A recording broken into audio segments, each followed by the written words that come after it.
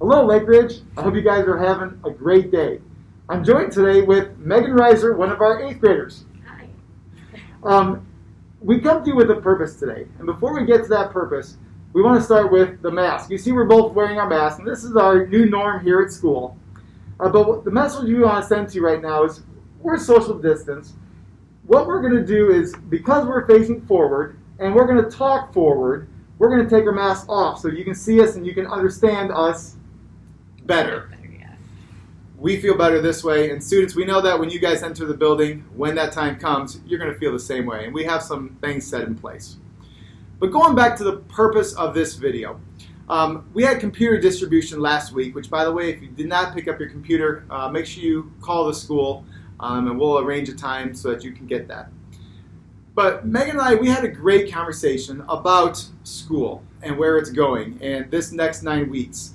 And I realized that as principal at Lake Ridge, I put out videos for my staff, I put out videos for parents, but you know what? We never really included The students.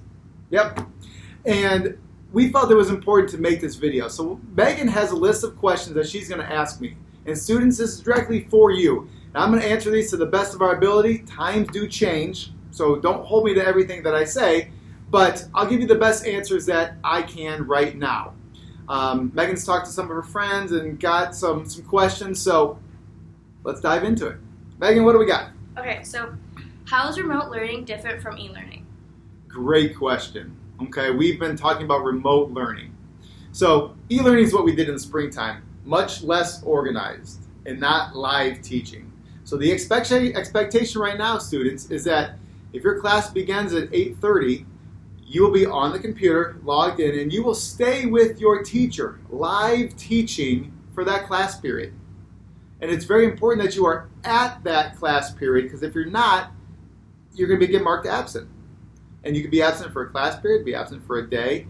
But remote learning is much more structured, number one, and it includes live teaching. That's the big difference. And students, again, and parents, we need your help here too. We expect students, you to be in every class during the school day. And again, our teachers are working from 7 to 3:15 like a normal school day. Students doing your work at 6, 7, 8, 9. Some of you are submitting work at 10, 11, 12. Our teachers aren't available during those times. So it's very important that during remote learning, we're in our class when we're supposed to be there. Okay. Do you think that remote learning will be more efficient than e-learning? Absolutely. Virtual learning, remote learning is never in-person is always better than remote learning. Let's just be honest. But with this year, we're prepared. We weren't 100% prepared in the springtime, that March 13th, Friday the 13th, when we went out. So I think that because we're prepared, we've had a summer to get ready for you students. We are much more aligned, much more prepared as an entire school, as an entire district.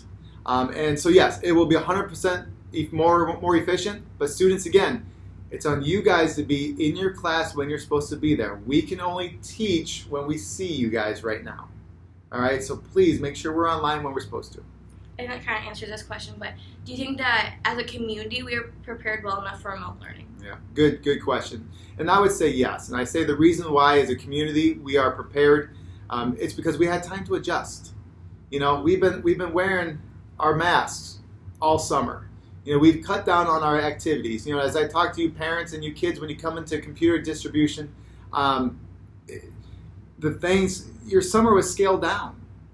So I think we are prepared to do this, and our teachers are prepared. Students, we just got to make sure that you are up at a good time. Do you have a question about the routine of the students?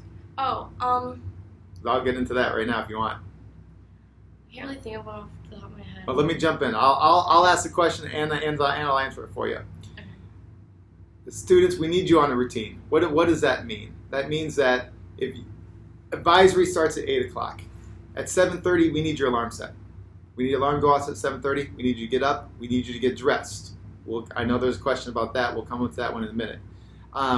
We need you to have breakfast. So at 8 o'clock, you're ready to go, right? Not with your PJs, not with your camera in your bed. Okay, we need you up. We need you on a routine up at 7:30 every morning. Okay, so going to how you said dress, what is the whole thing about uniforms during e-learning? Yeah, uniform of color during e-learning. And the answer is, no, you don't have to. But we want you guys dressed. Okay, we don't want you in your pajamas. Do you have to be in uniformity of color when you're online? No, you don't. When you come back to school, yes, you do. But remote learning, you don't have to be in uniformity of color. Okay, so like for like an example, like this would be fine. Yes. Just like regular clothes. Normal clothes, fine. just no pajamas. Right. Do we have a plan set up after these first 9 weeks? Yeah, so we are remote learning for the first 9 weeks. And what we're going to do at that point is we will reevaluate. I'm assuming week 6, 7, in there somewhere, we will reevaluate where is our community at that time. If we feel that it's safe to bring you guys back in, most likely, my guess is that we will have a choice to be in school or continue remote learning. All right, all the students, you'll have that choice. We'll probably send another survey out to see where everybody is at that time. Are we allowed to do like remote learning from our rooms? I noticed that you had mentioned that like not in our bed, but were you allowed to do it like in our rooms, like if we have like a desk or like a flat surface? And absolutely, and I think where you remote learn, the important part of that is a quiet space where you can focus. All right, in your family room where you might have multiple kids running around and you got the dog running around and you got this, that, the other going on, you can't focus. So a quiet spot is more important. I mean, ideally, we don't want you laying in your bed while we are teaching you guys, but we do need to have a quiet spot. Wherever that is, students and parents, we need you to find that. Do we have to ask to go to the restroom like while we're doing remote learning? Yeah, great question. Do we have to ask to go to the restroom? So first of all, I think I'd like to say you have time in between each virtual meeting. So let's say at 8:30 start your English class. You know, it's 50 minutes. Then you have a couple minutes in there between your next class where you'll log off English, go to the restroom, get a drink, whatever you got to do, and then you get back on, you click on the next meeting for the next class. That would be the ideal time to use the restroom. As always, you know, if you do go somewhere, it's always nice to say, hey, Mr. So-and-so, Miss So-and-so, you know, I got to use the restroom, I'll be right back. While I'm thinking about that, Megan, I don't know if this is one of your questions or not, but one of the expectations we have students when we do this remote learning is that your camera is on. Okay, we don't want a blank screen. We don't know who is behind the blank screen. So we do need that camera on. We will use that when the teacher's talking. You'll have your mute button on. The teacher can mute you also. And you know, there's some guidelines, and we're going to go through those when we get closer to school here. I feel like teachers will love that for the students. That's not too much. We do joke about. I'm going to be honest. We do joke about it. We have the power to mute you, so it is kind of a running joke. What are the consequences behind not doing remote learning work or like not or doing something inappropriate while like on air remote learning? Yeah, so myself, Mr. Smith, Miss McKnight, Miss Luna, we'll be popping in and out of these Zooms all day. And teachers are going to let us know, you know, if there's something inappropriate going on in a Zoom or a Google Meet, because we'll see which one we're going to use. Yes, that is kind of what discipline comes to this year. We will have to get a private meeting with you, whether that's on phone, whether that's on Zoom, and talk about the behavior. I mean, it's very important that, you know, you guys are behaving yourself and you're listening. We don't want to disrupt the learning of everybody, you know, and if you're the person that's constantly unmuting yourself and jumping on your bed and causing a distraction and everything else, you're taking away from other kids. So yes, there is disciplinarian consequences. I guess like you're gonna answer this, but like one of the questions I wrote down, what are we using for remote learning? Like, are we using Zoom or like Google Meeting or? Good question. And the answer is we're not 100% sure yet. We used Zoom last year. We like that platform. Google Meets is another platform that we use. Some teachers have a preference this way or that way. We're also looking into financially because you can buy like the Zoom educational or the Google educational package. So we're looking at what best supports our needs. That's a good answer. How are the schedules going to work? Because I noticed that, like, when they had gave out schedules when you came to get your laptops, they had gave you, like, your advisory, and everyone had the same, like, classes throughout the day. So, like, why is that like that? Instead of us all having, like, different schedules. Great question. In the past, everyone had their own schedule, right? With COVID, and when you guys we wanted to make this process as smooth as possible from right now to when we come back to school. So we created cohorts. And the reason we created the cohorts was because if someone did have COVID, they would come to me and say, tell me the people who they were near. Okay, and I have to come up with this list. That's actually really good, that's like a really, really good explanation as to why. Yes. I thought it was just because it would just be easier to give everyone the same schedule, but... Yeah, so that's why. And students, on top of that, you will have assigned seats wherever you go. It's just something we have to do, whether that's in the classroom, and this is when you return, of course, in the lunchroom, because of those contact tracing numbers. That's what it's called. So if one person comes down, I have to find every single person. And the rule of thumb, students, is if I got COVID, let's say, it was who was I near for 15 minutes or more, mask or no mask. Okay, that's the guidelines, and less than 6 feet. So less than 6 feet, 15 minutes or more, mask or no mask. That's the question that I have to answer and give all the kids or people, teachers, adults, whoever, who is in contact with me during that school day. So things will be very regimented. You will have a seating chart when we come back, but that's the world that we're in right now. I can't really think of any other ones off the top of my head. Those were all the questions I had down. Okay. Is there any other messages that I have for you students? I think what I'll tell you guys is it's a crazy time right now. Okay, we 100% don't know what to expect. We as educators, we have not been taught how to teach in this environment. So everything that we're doing, we're adapting to. Okay, we're adjusting to.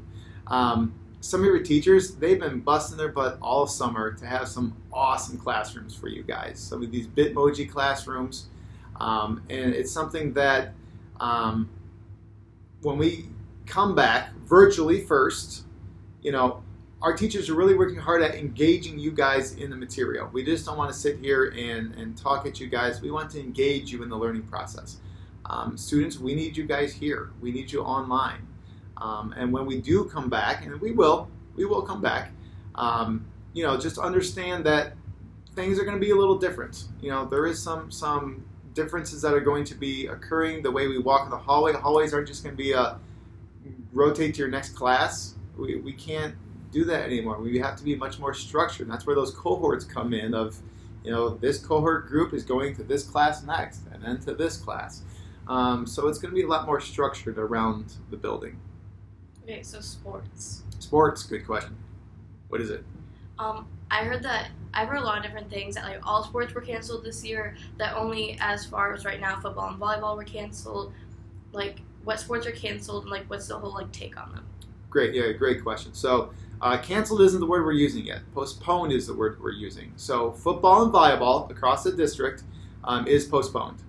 There's a possibility that things get better and we bring it back. That's a possibility. And the reason why is because you can't social distance in those two sports.